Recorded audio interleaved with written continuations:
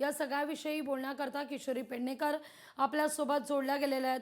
खऱ्या अर्थानं माणिकराव कोकाटे आता माजी मंत्री आणि केवळ आमदार।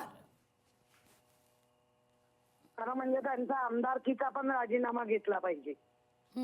कारण एका विश्वासाने लोक तुम्हाला जेव्हा निवडून देतात आणि निवडून दिल्यानंतर त्यांच्याच घरांवर असं काहीतरी घडतं आणि 1995 पासूनची केस आणि आता निकाल लागलाय, तर त्यांचा राजीनामा पण घेतला पाहिजे खरं आमदारकीचा पण।